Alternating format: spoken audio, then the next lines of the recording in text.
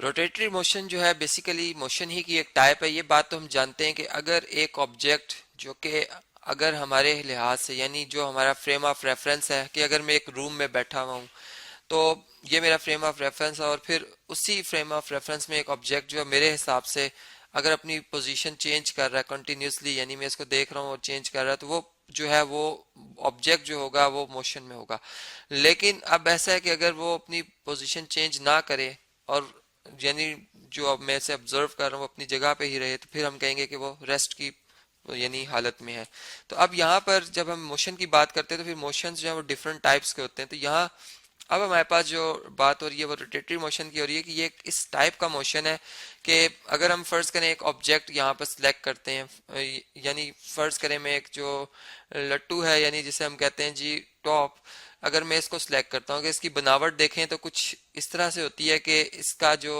एक एक यानी जो हिस्सा है या एक कोना जो है वो जमीन के साथ इस तरह से अटैच होता है जिसको कि हम अगर रेस्ट की पोजीशन में रखना चाहें एक सीधे तो नहीं रख सकेंगे क्योंकि ये बिल्कुल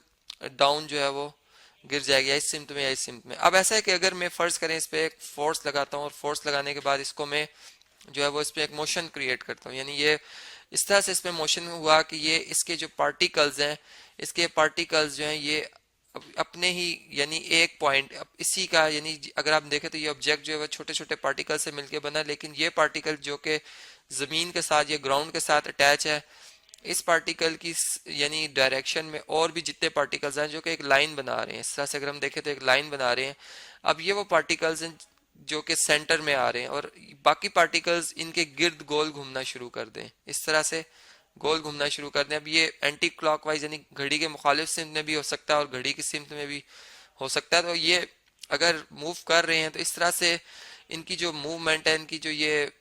गोल घूमने वाली सलाहियत है कि अपने ही पॉइंट के गिर्द घूम रहे हैं, इसे हम कहते हैं जी ये रोटेट करें, नहीं रोटेटरी मोशन है। अब बात ये आती है कि क्या आया कि जब हम एक इसी तरह एक टॉप को या एक लट्टू को जब हम घुमाते हैं तो क्या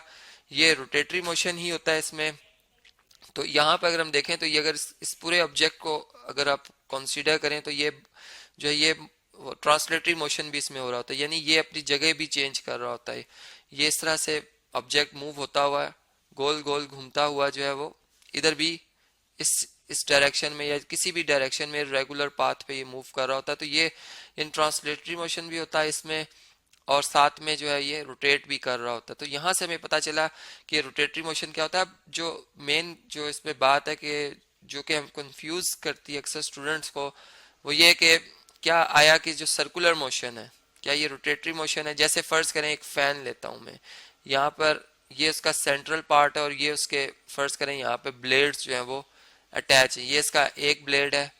यहाँ पर कहीं पर फर्ज करें ये उसका दूसरा ब्लेड है और इस तरह से ये दूसरा ब्लेड है जी और यहाँ पे कहीं पे ये इसका थर्ड ब्लेड है। अब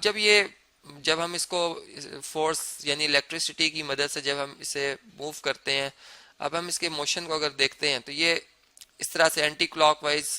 जो है ये मूव कर रहा होता है, ठीक है, या चले क्लॉकवाइज ही मूव कर रहा हो। तो ये जो इस पे ये मूवमेंट है ये इसके अगर फैंस के ब्लेड को खाली देखें तो ये सर्कुलर मोशन में यानी इसके तमाम पार्टिकल्स अगर ये वाला जो आप इस पार्टिकल को देखते हैं ये इस जगह से गोल घूमता हुआ इसकी पोजीशन पे आ जाएगा, ये वाला इस तरह से ये जो ब्लेड है ये मूव होता हुआ इस वाले ब्लेड की पोजीशन पे आ जाएगा, नहीं सर्कुलर मोशन में होंगे। लेकिन अगर इस पूरे फैन को अगर हम देखें जिसका ये सेंट्रल पार्ट है यानी ये चूंकि अपने ही या हम यूं कहेंगे अपने एक्सिस के गिर्द गोल घूम रहा होता है, इसका एक पॉइंट जो कि यहाँ पर होता है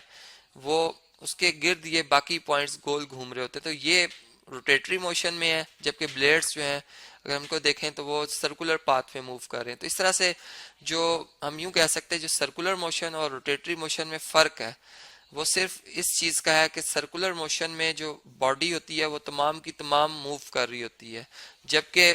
यानी वो सर्कुलर पाथ में मूव कर रही होती है, जबकि जो रोटेटरी मोशन है इसमें बॉडी जो है उसका उसके सारे पार्टिकल्स उसी के जो सेंटर में पार्टिकल्स होते हैं उनके गिर्द गोल घूम रहे होते हैं। तो इस तरह से दोनों में ही जो है मूवमेंट होती है, दोनों ही गोल घूम रहे होते हैं लेकिन एक में पूरे पार्टिकल मूव कर रहा होता है सर्कुलर पाथ में जबकि रोटेटरी में खाली अगर देखा जाए तो वो पार्टिकल अपनी जगह पर भी हो सकता है, और यानी वो मूव भी कर सकता है, लेकिन वो पार्टिकल्स जो है अपने गिर्द, जैसे जमीन की मैं बात करूं तो जमीन जिस तरह हम दिन और रात में जो फर्क देखते हैं ये हमें महसूस होता है, ये रोटेशन की वजह से, यानी जो रोटेट हो रही है जमीन हमारी। और जो इसका सर्कुलर पाथ है, यानी सूरज के गिर्द जो ये गोल घूम रही है, इसका अंदाजा हमें साल से होता है। ये जो गर्मी और सर्दी के मौसम में तब्दीली आती है, इस तरह से हमें पता चलता है कि ये एक सर्कुलर पाथ में है। तो इस तरह से ये जो एक मोशन है कि सर्कुलर मोशन और रोटेटरी मोशन, इनमें एक वाज़े फर्क हमें नजर आता है।